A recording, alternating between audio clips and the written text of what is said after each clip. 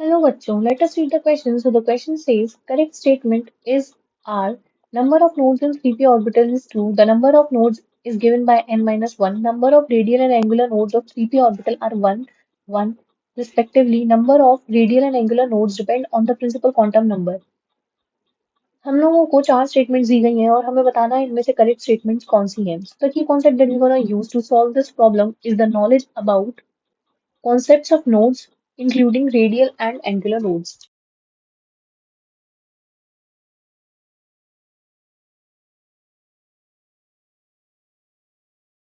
Let us come to the solution of this problem. तो solution के लिए हम लोग एक एक स्टेटमेंट को इवेलुएट करेंगे एंड देखेंगे वो सही है या फिर गलत है. स्टेटमेंट नंबर ए जो कि हमसे बोलती है number of nodes in 3p orbital is 2. तो सबसे पहले हम देखते हैं नंबर ऑफ नोड्स को हम कैलकुलेट कैसे करते हैं for a orbital.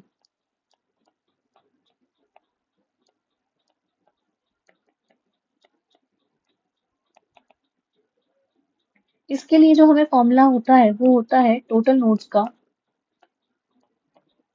That is n-1. तो अगर हमारा n इक्वल्स टू 3 है तो हमारे जो नोड्स आएंगे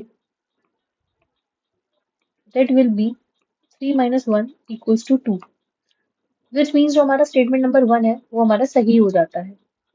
अब हम देखते हैं number of nodes is given by n-1. अभी जैसा कि हमने देखा जो हमारे नंबर ऑफ नोड्स हैं उसको n-1 फॉर्मूला से ही दिया जाता है और इसी के अंदर हमारे radial nodes and angular nodes जो होते हैं वो इंक्लूडेड होते हैं.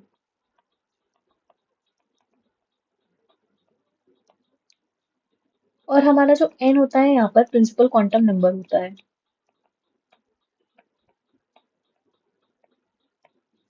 जो स्टेटमेंट नंबर बी है वो भी सही हो जाती है. अब हम देखते हैं number of radial and angular nodes of 3p orbital are 1 and 1 respectively. जो रेडियल नोड्स होते हैं उनको निकालने के लिए we have this formula n minus l minus 1, and for angular nodes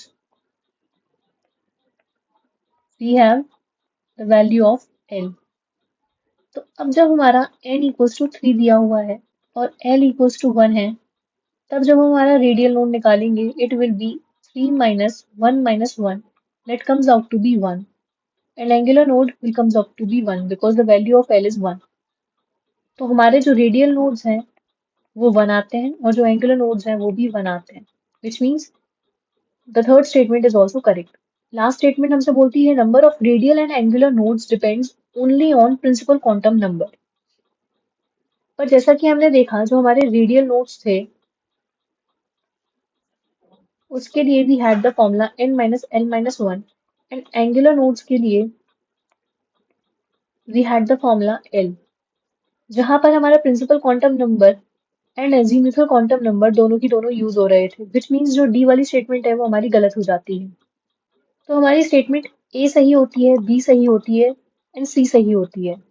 So the final answer to this problem will be option number A. I hope you understood it well. Best of luck.